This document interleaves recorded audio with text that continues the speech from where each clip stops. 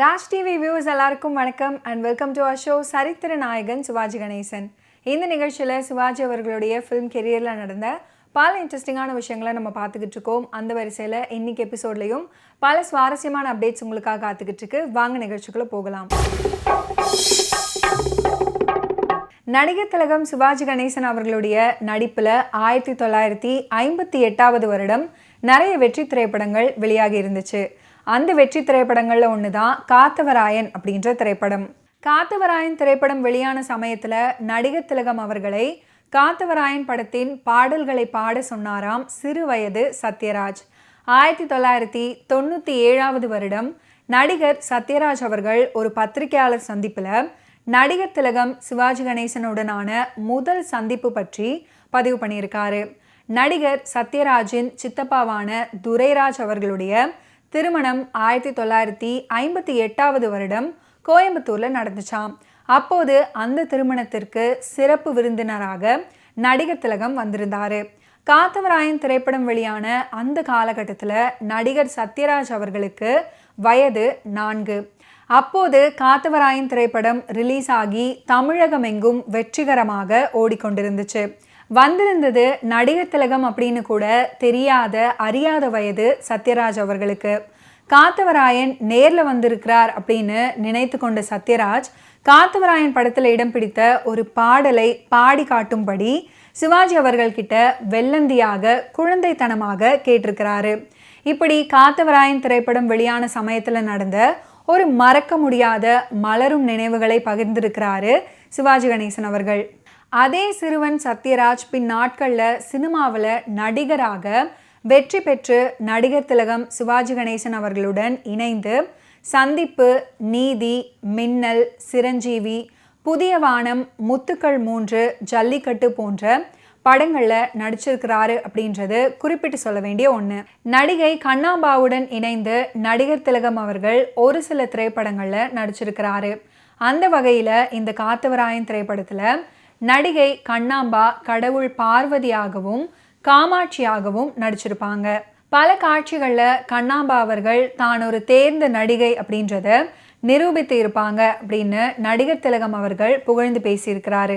காத்தவராயன் திரைப்படத்துக்காக பி. லீலா அவர்களுடைய இனிமையான குரல்ல நித்திரை இல்லையடி சகியே அப்படின்ற பாடல் அற்புதமான வெற்றி பாடலாக அமைஞ்சது. தஞ்சை ராமையாதாஸ் அவர்களின் வரிகளில் ஜி. ராமநாதன் அவர்களுடைய அற்புதமான இசையில் கேட்கும் போதே கிறங்கடிக்கும் தேனிசை குரல் பி. லீலா அவர்களுடைய குரலில் இந்த பாடல் சாகா வரம் பெற்ற பாடல் அப்படின்னு தான் சொல்ல வேண்டும். காத்தவராயன் திரைப்படத்துக்கு பின்னணியில் அதன் வெற்றிக்கு உறுதுணையாக இருந்த முக்கியமான நபர் டி.கே. ராஜாபாதர் அவர்கள் அப்படின்னு நடிகர் திலகம் அவர்கள் புகழ்ந்து பேசியிருக்கிறாரு. இவர் டி.ஆர். ராமண்ணா அவர்களின் அண்ணன் அப்படின்றது பலருக்கும் தெரியாத ஒரு அபூர்வமான தகவல். அவருடைய அற்புதமான ஒளிப்பதிவில் காத்தவராயன் திரைப்படம் மேலும் அழகாக தெரிந்தது அப்படின்றது குறிப்பிட்டு சொல்ல வேண்டிய ஒன்று. ஒளிப்பதிவில் பல தனித்துவமான யுக்திகளை கடைபிடித்திருந்தார் ஒளிப்பதிவாளர். காத்தவராயன் திரைப்படமானது தமிழ், தெலுங்கு என 2 மொழிகள்லையும் உருவானது. தெலுங்கு வேர்ஷனில் என்.டி. ராமாராவ் அவர்கள் காத்தவராயன் கதாபாத்திரம் ஏற்று நடிச்சிருப்பாரு. அதே போன்று மற்ற நடிகர்களான ராஜண்ணா, ரமணரெட்டி, முக்கமலா, பாலகிருஷ்ணா போன்ற பல அற்புதமான நடிகர்களும் நடிச்சிருப்பாங்க. காத்தவராயன் திரைப்படம் தமிழ், தெலுங்கு மட்டுமில்லாமல் ஹிந்தி மொழியிலையும் டப் செய்யப்பட்டு வெளியானது. அமர் பிரேம் அப்படின்ற டைட்டிலில் ஹிந்தி மொழியில் டப் செய்யப்பட்டு வெளியான காத்தவராயன் திரைப்படம் வெற்றி அடைந்ததை தொடர்ந்து மீண்டும் 1972 வருடம் ராஜேஷ் கண்ணா நடிப்பில் ரீமேக் செய்யப்பட்டது அப்படின்றது குறிப்பிட்டு சொல்ல வேண்டிய ஒன்று.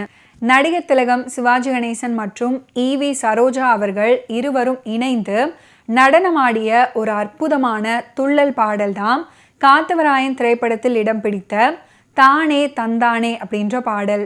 நாட்டுப்புற துள்ளல் இசையை மிகவும் அழகாக இந்த பாடலில் பயன்படுத்தியிருப்பார் இசையமைப்பாளர் ஜி. ராமநாதன். இந்த பாடலை ஜிக்கி அவர்கள் பாடியிருப்பாங்க. காத்தவராயன் திரைப்படத்துடைய ஓப்பனிங் காட்சிகளே சிவன் பார்வதி நடனத்துடன் தொடங்கும். கிட்டத்தட்ட 5 to 6 நிமிடம் வரைக்கும் அந்த நடன காட்சி நீடிக்கும். தமிழ் சினிமாவின் மிக அற்புதமான பரதநாட்டிய காட்சிகளில் இந்த காத்தவராயன் திரைப்படத்தில் இடம் பிடித்த காட்சியும் ஒன்று. இந்தியாவின் புகழ்பெற்ற நடன கலைஞர்களான கோபி கிருஷ்ணா மற்றும் கமலா லக்ஷ்மணன் ஆகியோரால் நிகழ்த்தப்பட்ட ஒரு உன்னதமான சிவன் பார்வதி நடனம் அப்படின்னு எல்லோராலையும் புகழப்பட்டது.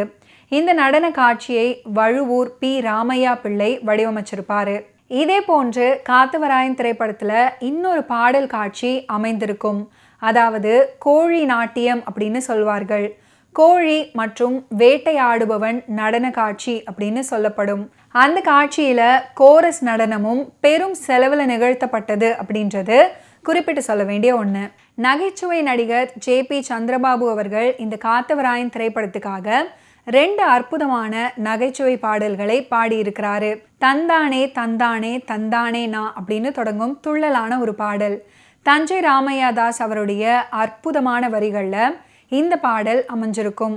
சந்திரபாபு அவர்களுடைய பாடல் எப்போதுமே நகைச்சுவையாக இருந்தாலும் அதில் அர்த்தமும் நல்ல கருத்துக்களும் அமைஞ்சிருக்கும். திரைப்படத்தில் இடம் பிடித்த ஒரு அற்புதமான சோக பாடல் தான் விதியா சதியா அப்படின்னு தொடங்கும் பாடல். C.S. ஜெயராமன் அவர்கள் தன்னுடைய உருக்கமான குரலில் இந்த பாடலை பாடியிருப்பார். திரைப்படம் வெளியான காலகட்டத்தில் வா கலாபமயிலே பாடல் எந்த அளவுக்கு வெற்றி அடைந்ததோ அதே போன்று இந்த விதியா சதியா பாடலும் மிகப்பெரிய வெற்றி அடைந்தது அப்படின்றது குறிப்பிட்டு சொல்ல வேண்டிய ஒன்று. நடிகர் திலகம் அவர்கள் பல கெட்டப்களில் பல திரைப்படங்களில் நடிச்சிருக்கிறாரு. உதாரணத்துக்கு நவராத்திரி திரைப்படத்தை பற்றி சொல்லலாம். ஆனால் அதுக்கு முன்பே இந்த காத்தவராயன் திரைப்படத்தில் கிட்டத்தட்ட 10 கெட்டப்களில் ரசிகர்களை கிரங்கடித்து இருப்பார். குடுகுடுப்பைக்காரனாக, மந்திரவாதியாக, ஒரு கிழவன் வேஷம் போட்டுக்கொண்டு இப்படி படம் முழுக்க காத்தவராயன் திரைப்படத்தில் சாவித்ரி அவர்களை பார்ப்பதற்காக பல வேடங்கள் ஏற்று நடிச்சிருப்பாரு நடிகர் திலகம் அவர்கள். ஒவ்வொரு கட்டத்திலையும் சிவாஜி கணேசன் அவர்களுடைய நடிப்பை பாராட்டாமல் இருக்கவே முடியாது அப்படின்னு தான் சொல்லணும். ஓகே வியூவர்ஸ், இன்னைக்கு நிகழ்ச்சியில் நடிகர் திலகம் சிவாஜி கணேசன் அவர்களுடைய ஃபிலிம் கெரியரில் நடந்த பல இன்ட்ரெஸ்டிங்கான விஷயங்களை நம்ம பார்த்து தெரிஞ்சுக்கிட்டோம். மீண்டும் அடுத்தடுத்த எபிசோட்ஸில் சந்திப்போம். நன்றி, வணக்கம்.